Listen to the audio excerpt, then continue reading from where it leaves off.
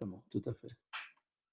Donc, je répète, en fait, donc, on a vu dans le chapitre précédent que le Rabbi Shlomo Zalman a comparé donc l'acte au corps, à un corps, d'accord, et l'intention qui anime cet accomplissement à une âme. Donc, la kavana est comparée à l'âme. Et on avait vu donc qu'il existait deux formes de kavana correspondantes en fait à deux catégories d'êtres animés par une, par une âme, d'accord? Donc, deux êtres de catégorie animale, l'âme animale et l'homme, qui peuvent donc être effectivement ici distingués. Donc, le plus haut degré de kavana résulte d'une méditation intellectuelle sur la grandeur de Dieu. Donc, cette méditation va éveiller dans le cœur des sentiments d'amour et de crainte, donc, qui auront pour effet donc, de pouvoir effectivement s'attacher à la volonté de Dieu. Et cette volonté, comme on avait vu, c'est cette volonté qui détermine l'observance de la Torah et des commandements par laquelle elle peut s'accomplir et se réaliser effectivement. Donc, c'est cette volonté qui est la kavana de celui qui observe la Torah et les commandements. Donc, une telle kavana, elle est née de quoi? Eh bien, elle est née d'un acte volontaire qui est comparable à l'âme de l'homme, qui est donc un être doué de discernement et du libre arbitre, contrairement donc à l'animal qui lui n'est que en fait qui est doué uniquement de son instinct, donc d'une démarche instinctive. Le degré inférieur de Kavana procède, lui, de l'éveil de l'amour et de la crainte qui est inné, d'accord, de l'âme à l'égard de Dieu. Donc cet amour dit inné, on avait dit, c'est l'héritage pour récompenser le service de nos patriarches. Dieu nous a tous donné donc cet héritage, mais cet héritage-là, il est d'un degré inférieur qui procède lui aussi de l'éveil de l'amour et de la crainte qui est inné dans l'âme par rapport à Dieu. Et une telle kavana, puisqu'elle n'est pas réfléchie, mais qu'elle est seulement instinctive, est comparable, elle aussi, à l'âme de l'animal, gouvernée par son instinct naturel. Donc maintenant, l'Admour Azaken va ouvrir ce chapitre 39 en analysant donc la raison pour laquelle les anges, eux aussi, dont les sentiments de crainte et d'amour de Dieu sont naturels, donc sont appelés, si on peut dire d'une certaine manière, aussi des animaux. On les appelle d'ailleurs Chayot HaKodesh, des animaux saints. Donc il y a une certaine catégorie d'anges qui, eux, servent Dieu de manière instinctive, par un amour et une crainte de Dieu instinctive, à l'image de l'animal, qui lui, l'animal, n'a aucun discernement, n'a aucun intellect réfléchi. Et donc, c'est la raison pour laquelle ils sont appelés des animaux. Et on verra qu'il existe aussi une autre catégorie d'anges un peu plus élevés qui, eux, servent Dieu par un amour de Dieu et une crainte de Dieu qui résulte, bien sûr, d'une réflexion intellectuelle sur la grandeur de Dieu et qui donc éveille donc une kavana qui procède elle-même donc d'un amour et d'une crainte qui provient d'une réflexion intellectuelle. Alors, il nous dit, מפני זה גם כן נקראים המלאכים בשם חיות ובהמות, כדכתיב, ופני האריה על הימין, ופני שור על השמאל, וגומר. Et pour cela, c'est la raison pour cela que les anges sont aussi appelés des bêtes, c'est-à-dire et des animaux, ainsi qu'il est dit donc dans le char de Yecheskel, et la face d'un lion se trouvait sur la droite du char céleste, et la face d'un bœuf à la gauche, qui fait donc bien référence à des animaux, donc qui en fait représentent le sentiment d'amour et de crainte de ces anges, qui était instinctif et qui est comparable effectivement à un animal qui lui a aussi une démarche totalement instinctive et non pas étant un résultat, cet amour et cette crainte, d'un amour lié à une compréhension. Donc les anges qui composent le char divin, qui portent le trône céleste, sont appelés là-bas dans la vision de Yecheskel. Il a vu donc un char, le trône divin porté par des anges, qui ces anges sont désignés par des animaux, le lion, le bœuf, l'aigle. Et on va expliquer maintenant pourquoi. Les filles sheinam baale bechira, ויראתם ואהבתם היא טבעית להם, כמו שכתוב בראייה מהמנה, Parashat Pinchas. Bien, nous dit là-bas le Zohar dans Rayam Nehemna, parce qu'il ne possède pas le libre arbitre, c'est-à-dire donc le pouvoir de choisir entre le bien et le mal, dont l'homme, lui, est le seul donc qui est doué de cette capacité. Et donc leur crainte et leur amour de Dieu sont chez eux naturels et n'ont pas besoin d'être engendrés par la réflexion, comme cela est écrit là-bas dans le Raya Memna, qui est une partie du Zohar, section Pinchas. Il nous dit que leur amour et leur crainte de Dieu étant naturels et instinctifs, eh bien, ils sont comparés aux animaux qui eux aussi sont totalement instinctifs et non réfléchis. La reine Malat Atzadikim Gedola Mehem qui mador Neshamot Atzadikim ou Beolam Abriya ou mador Amalachim Beolam Aïsira. Et c'est pourquoi la grandeur des Tzadikim leur est supérieure et supérieure à la leur. Car la demeure des âmes des Tzadikim se trouve dans le monde de Bria, le monde de la création, alors que la demeure des anges est dans le monde de Yetzira, le monde inférieur, plus bas, qui est appelé le monde de la formation et qu'il est donc bien sûr inférieur. Comme on va l'expliquer, l'amour et la crainte intellectuelle sont rattachés au monde spirituel de Bria, monde de la connaissance et de la compréhension, et l'amour et la crainte naturelle et instinctive sont, eux, rattachés au monde spirituel de Yetzira, qui est d'une manière générale le monde des émotions. Avant de continuer de poursuivre son explication, le Admor Hazaken apporte maintenant une petite nuance à ce qui vient d'être dit, en notant que le rapport établi entre les anges et le monde de Yetzira concerne des anges qu'on appelle des malachim stam, des anges ordinaires. Mais il existe une catégorie d'anges beaucoup plus élevés qui appartiennent, eux, au monde de Bria, le monde de la connaissance, car leur service de Dieu à eux, l'amour et la crainte, résultent chez eux de leur perception très poussée dans la divinité. D'accord?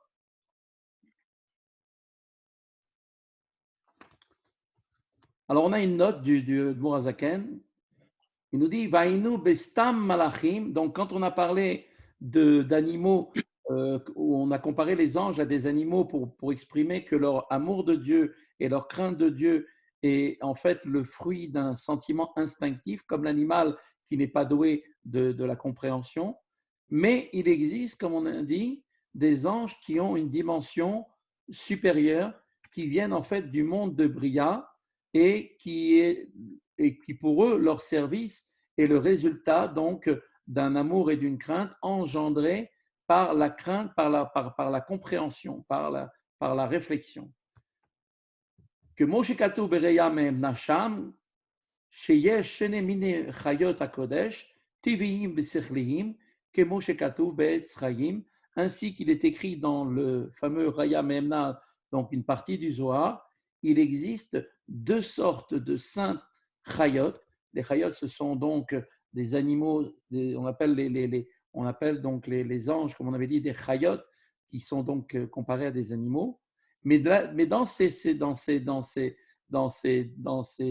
qu'on appelle les anges, ces anges qui sont appelés des chayot, il existe deux niveaux, ceux dont l'amour et la crainte de Dieu sont naturels et ceux dont le sentiment sont intellectuels, comme cela est expliqué là-bas dans le Etzraïm. Donc voilà ici la fin de la note. Donc en résumé, on voit que la demeure des âmes des tzadikim qui servent Dieu avec des émotions qui sont donc engendrées par la réflexion intellectuelle se situe dans le monde de Bria, qui est le monde de la connaissance, alors que la demeure des anges inférieurs, dont l'amour et la crainte sont purement naturels, donc à l'image instinctive d'un animal, se situe cet amour et cette crainte émanant dans le monde de Yetzira. Donc, c'est-à-dire que ces anges, c'est là qu'ils se trouvent au niveau physique. Rabbi Shneur Zalman, maintenant, montre à présent quel est le lien entre amour et crainte né par l'intellect et quel est le lien qu'il y a avec le monde de Bria, d'une part, le monde de Bria, le monde de la connaissance, et d'autre part, l'amour et la crainte naturelle du monde de Yetzira, qui est le monde des sentiments liés en fait à cette dimension de l'instinct.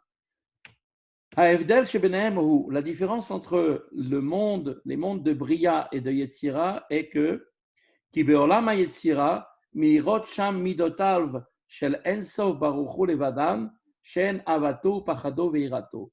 Dans le monde de Yetzira, qui est le monde donc des sentiments, seuls les midot, c'est-à-dire les attributs émotionnels de l'infini divin, c'est-à-dire de la lumière infinie de Dieu, brillent là-bas. Ce sont en fait les attributs émotionnels, à savoir l'amour de Dieu, la peur et la crainte de lui, c'est-à-dire qui procèdent en fait des sphirotes qu'on a appelées la sphira de Chesed, la bonté qui correspond à l'amour, et la sphira de Gvura qui représente la sévérité, qui correspondent à la crainte et à la peur, donc, qui sont donc les autres midot.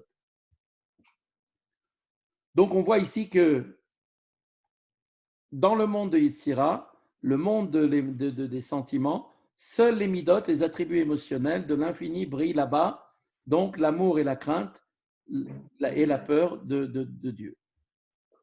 Que Moshe Katuv betikunim ve'etz chaim, ainsi qu'il est écrit dans le Tikkun Zohar et dans le Etz Chaim, des shit sphirin mekanenin beyetzira, c'est-à-dire que là-bas, les 6 sphirotes, c'est-à-dire les 6 midot ou facultés émotionnelles, depuis Chesed jusqu'à Yesod, niche, c'est-à-dire qu'elles brillent dans le monde de Yetzira. Donc le monde de Yetzira, de par définition, est un monde dans lequel brillent essentiellement les facultés émotionnelles. Donc je vous rappelle que l'ordre de la création tout entière a été voulu par Dieu avec un système de 10 sphirotes qui sont des émanations de Dieu, comment Dieu veut apparaître dans le monde. Donc il y en a en réalité 2 groupes, elles se regroupent en 2. Un premier groupe qui est Chabad, Chochma Binadad, la partie intellectuelle de ces sphirotes, de ces attributs par lesquels Dieu se manifeste dans le monde, et les 6 autres, avec la 7e qui est Malchut, sont la partie émotionnelle, les midot, facultés émotionnelles par lesquelles Dieu s'exprime aussi dans le monde. Et bien de la même manière, pour toutes les créatures, c'est ce même système qui fonctionne avec ces 2 grandes catégories que sont l'intellect et les sentiments. Et donc, ici, le Admor Hazaken nous fait remarquer que dans le monde de Yetzira, là-bas brillent essentiellement les facultés intellectuelles au niveau des sphirotes qui représentent les facultés intellectuelles qui sont la Chochma, Bina, Da'at, qui est l'acrostiche du mot Chabad. Et dans le monde de Bria, brillent là-bas essentiellement les 6 midot ou facultés émotionnelles que sont donc les autres 6 autres sphirotes qui elles-mêmes brillent dans le monde de Yetzira. D'accord?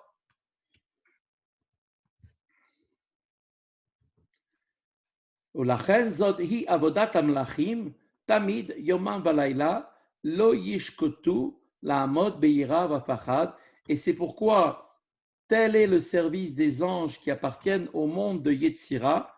Et pour eux, cet amour, leur service de Dieu consiste à se tenir avec crainte et peur de Dieu continuellement, jour et nuit sans cesser. C'est ce qu'on dit, vous savez, dans la prière le matin.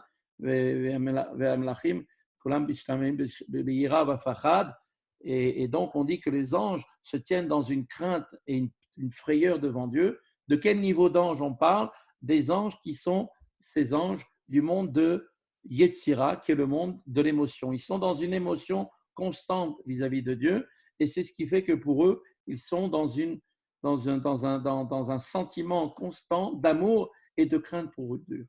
Gabriel Shimismol, et là, le Tanya nous précise, et cela concerne tout le camp des anges de Gabriel, qui est sur la gauche, puisque Gabriel, le mot Gabriel vient aussi de Gvura, qui veut dire la sévérité, la gauche représentant donc l'attribut de Gvura, qui évoque la crainte et la peur. Donc quand on dit qu'il se trouve dans le camp de Gabriel, cela fait référence à la crainte qu'ils ont par rapport à Dieu, et donc représenter la crainte est en fait le côté gauche qui est le côté de la Gvura, la sévérité.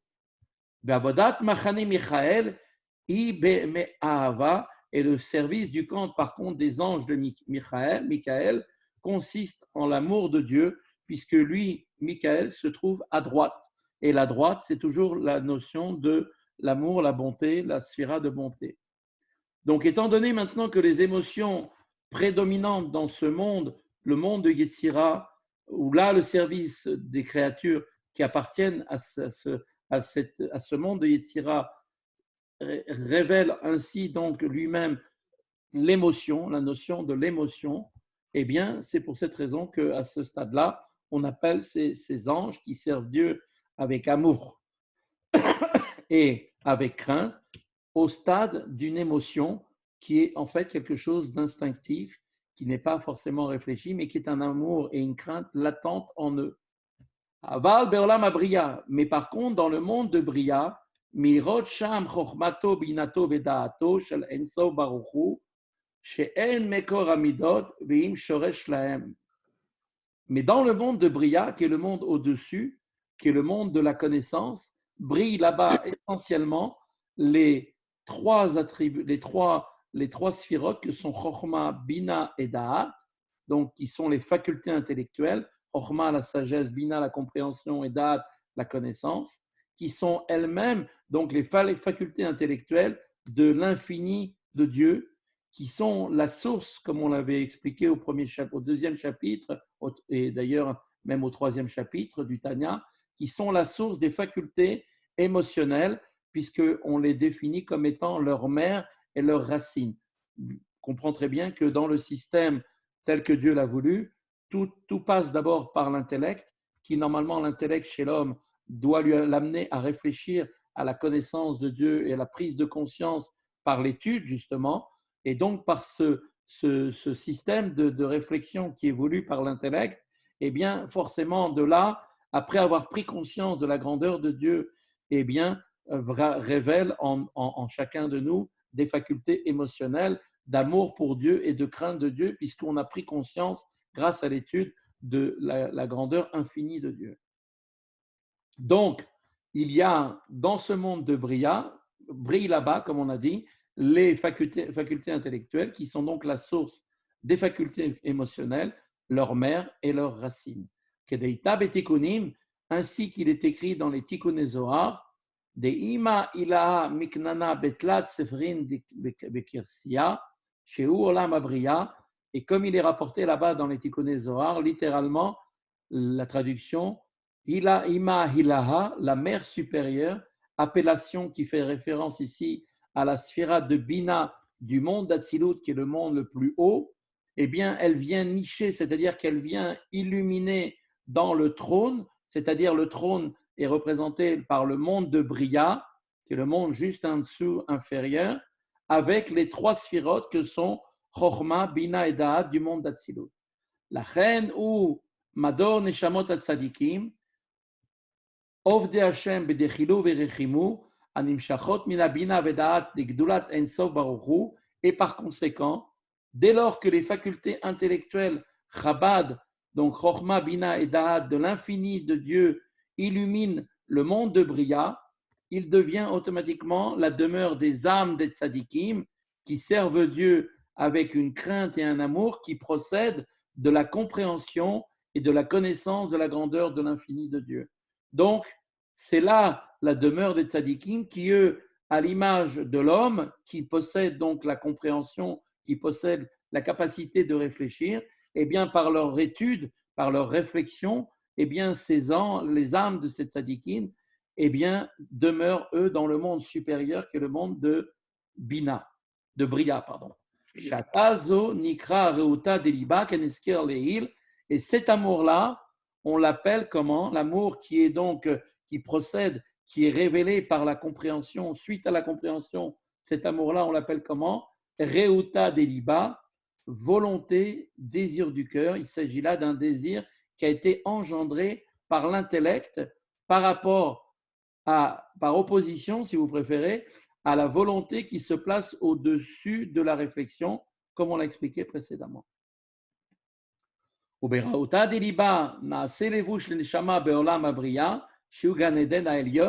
Et de cette volonté du cœur se forme un vêtement pour l'âme dans le monde de Bria, qui est le jardin d'Éden supérieur.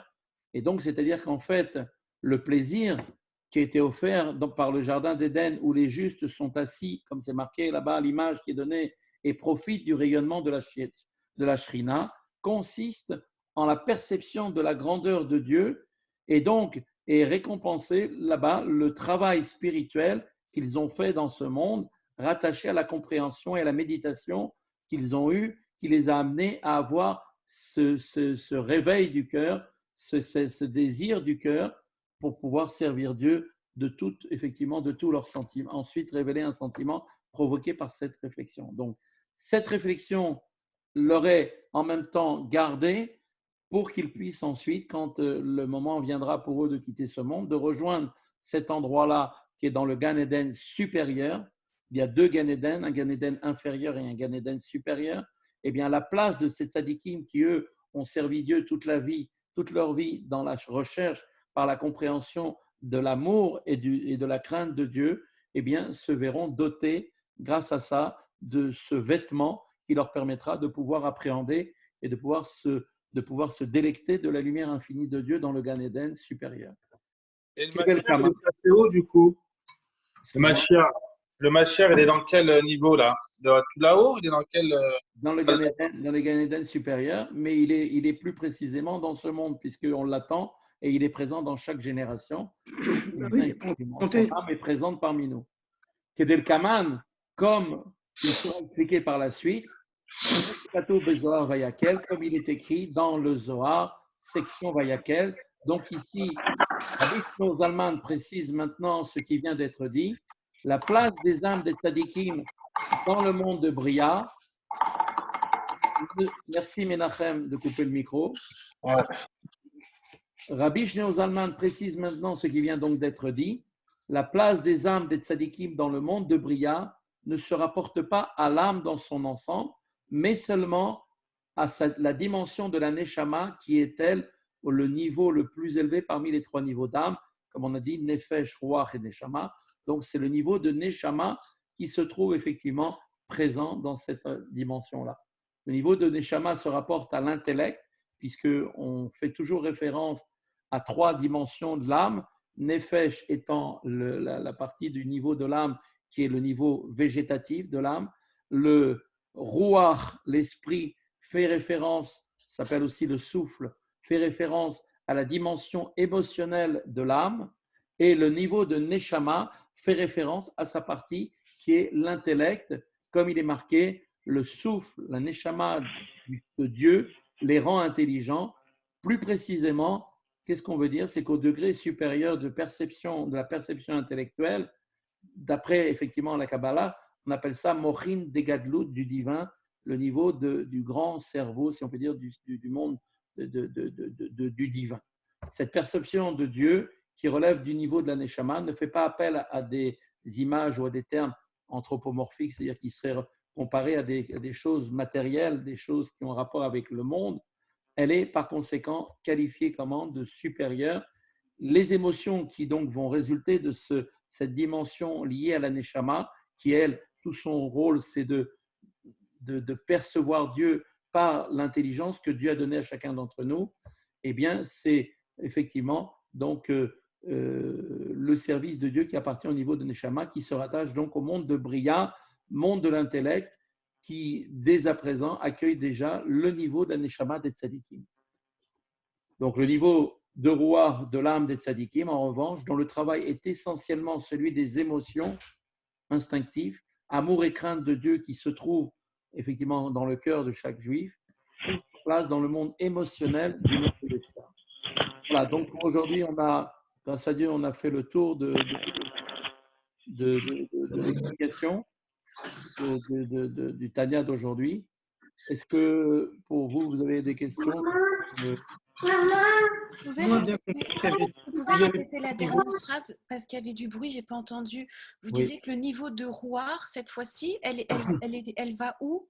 Le niveau de Ruach, qui est un niveau inférieur, représente en fait le niveau de Ruach de l'âme de cette tzadikim, en revanche, dont le travail est celui de l'émotion, puisque Ruach c'est lié avec l'émotion, amour et crainte de Dieu, va trouver sa place dans le monde émotionnel de Yetzira. Voilà, d'accord, merci beaucoup. Voilà, toujours en fait, on a toujours un parallèle, si vous préférez, entre la dimension émotionnelle, l'amour de Dieu, qui est donc un amour émotionnel, qui est l'amour caché dans les profondeurs de l'âme de chacun d'entre nous et qui a été transmis par un héritage sans avoir effectivement effectué aucun effort pour cela, puisque c'est la récompense qui a été donnée aux patriarches, que tous leurs descendants recevraient cet amour-là de manière innée en eux, cet amour et cette crainte de Dieu qui est donc qui est chez eux de manière instinctive. Donc tout ce qui est du niveau de l'instinct, de la partie donc émotionnelle,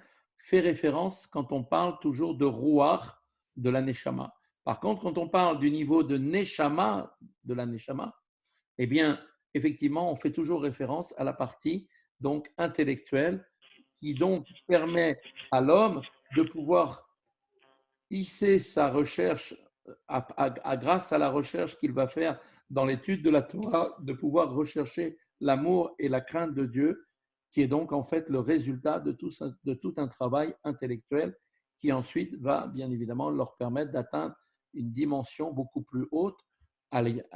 Comparer, bien sûr, on voit que le Nourazaken a comparé ça à l'animal et à l'homme. De la même manière que l'animal et lui seul, d'où l'homme et l'animal font tous les deux partie du monde de ce qu'on appelle des êtres vivants, puisqu'on les voit bouger.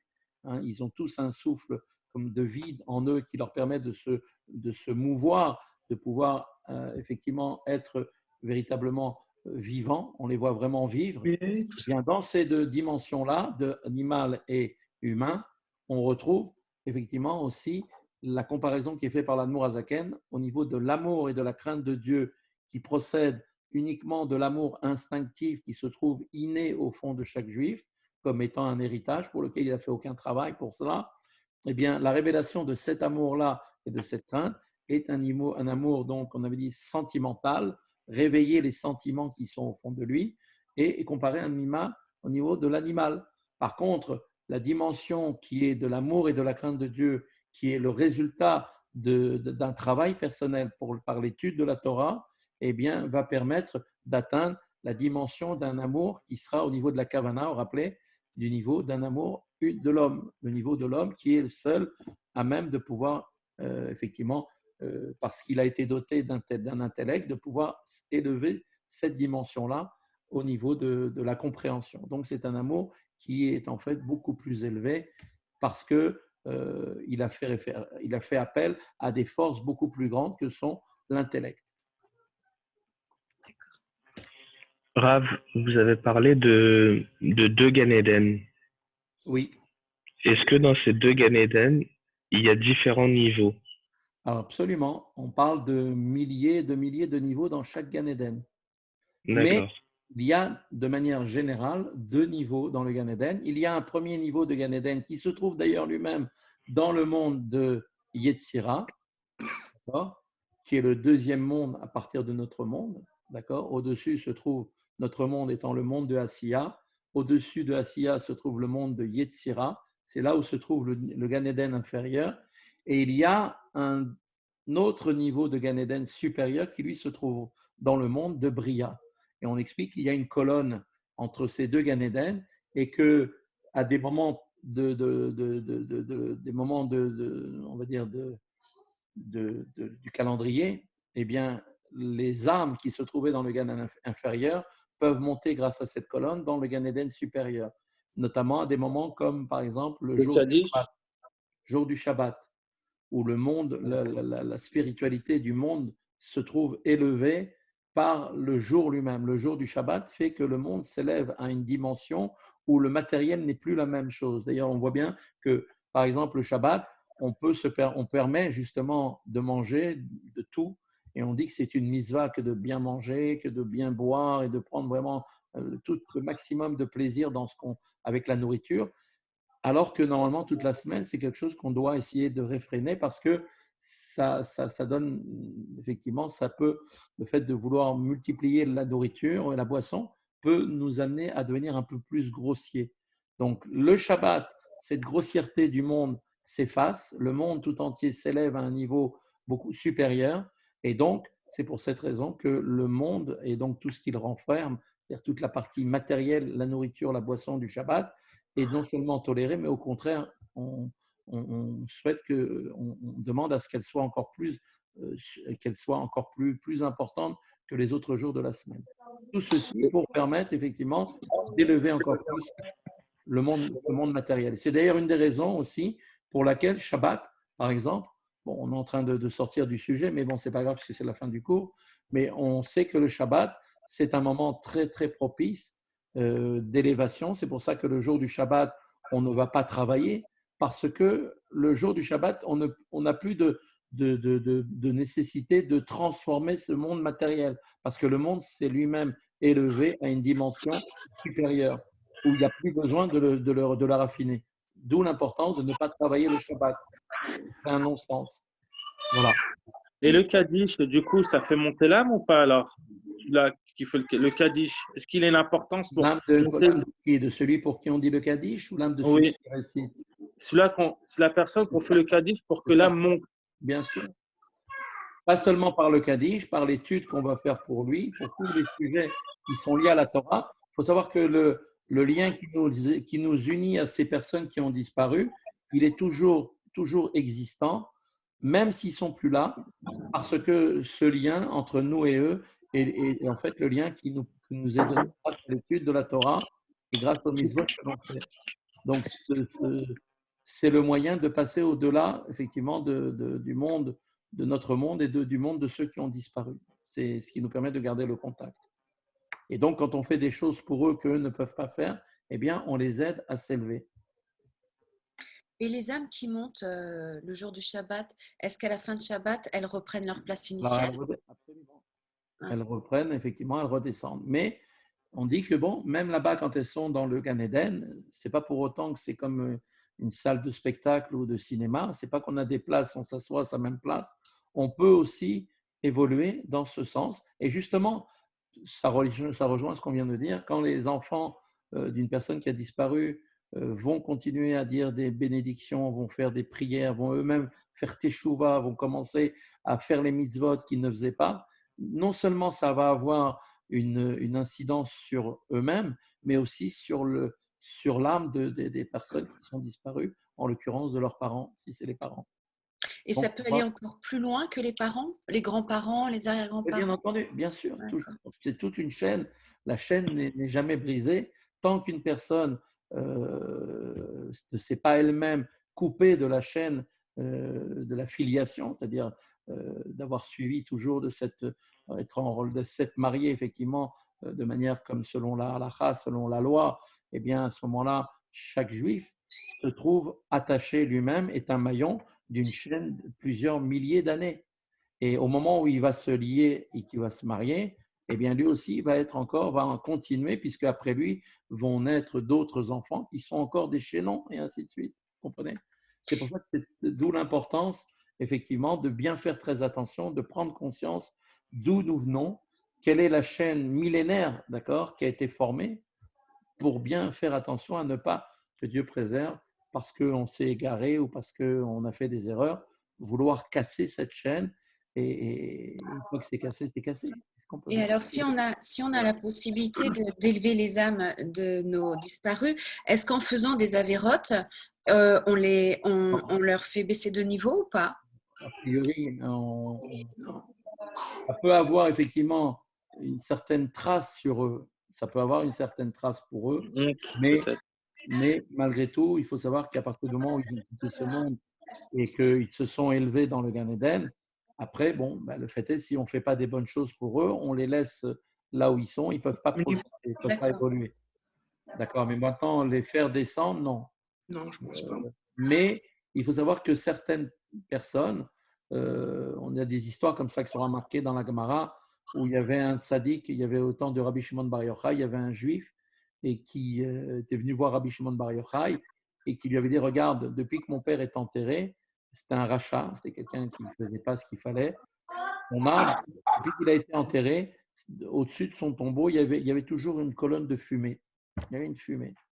Et il demandait à Rabbi Shimon Bar Yochai de venir essayer de faire quelque chose, de prier pour son père, pour qu'il puisse sortir de cette situation, puisque ça voulait dire qu'en fait, il était en enfer. D'accord? Et donc, Rabbi Shimon Bar Yochai est allé là-bas et il lui a demandé, il a prié pour cet homme-là, mais il a demandé au fils de prendre la décision de lui aussi faire tchouva et de s'élever dans ses mitzvot. À partir du moment où il a accepté, vraiment, alors la colonne de fumée s'est arrêtée immédiatement. Donc on voit qu'il y a une continuité. Ce n'est pas qu'ils sont partis et ça y est, on ferme la porte et on se lave les mains et ça y est, c'est terminé. Notre relation avec nos parents, nos arrière-grands-parents et selon toutes les milliers de générations qui ont défilé jusqu'à nous, eh bien, on est un maillon, encore une fois, de toute cette,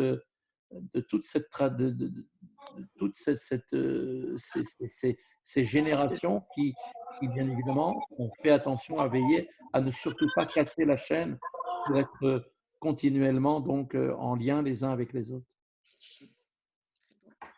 Voilà. Ok. Et c'est-à-dire que quand il y aura Mashiach, il y aurait plus Gan Eden. De toute façon, ce sera fini cette histoire de Gan Eden. Le Gan Eden, c'est pour l'instant, c'est une salle dimension, d'attente. c'est voilà, une salle d'attente. Exactement. Les âmes, on explique que les âmes de Moshe Rabbeinu attendent avec impatience le terme final de tout le processus de Dieu qui est d'arriver à Olam Haba. Le Olam Haba, ça veut dire le monde où les âmes vont réintégrer le corps. Donc, il y aura effectivement, comment on dit, les âmes vont ressusciter. Donc, il y aura triatamétim. Et à partir de là, eh bien, le monde deviendra autre chose. Ce sera un autre monde. On n'aura plus besoin ni de manger, ni de boire, ni de dormir, puisqu'on aura une dimension qui sera complètement différente. Mais est-ce que c'est vrai lorsqu'on dit que Triatamétim arrivera 40 ans après l'avenue du Mashiach? C'est un avis qui pense comme ça. Il y a des avis qui disent 40 ans après. Le Rambam, lui, il tranche que non, tout de suite Mashiach, tout de suite Triatamétim. Et on sait que le Rambam, il est maintenant dans le tribunal céleste, il est le Av Beddin, il est le président du tribunal d'en haut, dans le ciel. Et à partir du moment où il a tranché comme ça, c'est comme ça que ça va se passer, c'est ce que dit le Rabbi. Le Rabbi qui rapporte cette information. Mais lorsque l'âme, elle va réinvestir le corps, quel corps elle va réinvestir puisque l'âme, elle a eu plusieurs migrations? Ça, c'est une question très dure. Non, c'est une question qui est connue. Alors, ouais, c'est une question qui est connue. Ouais. Tu connais Menachem? Tu veux la réponse? Non, on l'avait déjà posé sur quel corps il va descendre, est-ce que ça va être, qui on va retrouver, quoi. C'est la question qu'on se posait. Quand on perd un cher, on se pose toujours la question. Ouais, alors la réponse, c'est que, en fait, pour donner une réponse plus, on va dire, avec une certaine image, à l'âge que vous aviez quand vous avez 3 ans, vous êtes la même personne à 20 ans. Ou quand vous avez 60 ans, 40 ans, 60 ans, 100 ans, vous êtes toujours la même personne, oui ou non? Oui. Pourtant, l'image de votre personne a évolué. Vous n'êtes plus au niveau de l'image que vous donnez, que vous projetez dans le monde. Une personne qui a 30 ans n'a pas la même apparence qu'une personne quand elle avait 3 ans. Vous êtes d'accord? Oui. Pourtant, vous êtes la même personne. Oui? On est d'accord? Oui. Bon. Donc, ça veut dire qu'il n'y a pas eu d'évolution au niveau de l'âme, puisqu'au niveau de l'âme, vous êtes toujours la même personne. Ce qui a évolué chez vous, c'est le corps. C'est bon? D'accord. Eh bien, pareil, au travers de toutes les générations, quand on dit que l'âme revient dans un corps, eh bien, il y a, si on peut dire, une évolution toujours de la même âme qui vient maintenant habiter un nouveau corps. Ce corps, en fait, est encore à l'instant où elle vient dans le monde, c'est encore une nouvelle image de votre corps précédent. Waouh. C'est beau. Donc, quand on dit qu'elles vont tous revenir, ben oui, forcément, puisque l'âme va revenir, et on dit que l'ensemble de toutes ces parties-là vont avoir effectivement comme l'âme est comparée à une flamme, quand vous prenez une flamme, à partir d'une flamme, vous n'enlevez rien à la première. Eh bien, ça va être la même chose. Donc, on va reconnaître du coup l'âme et pas le corps.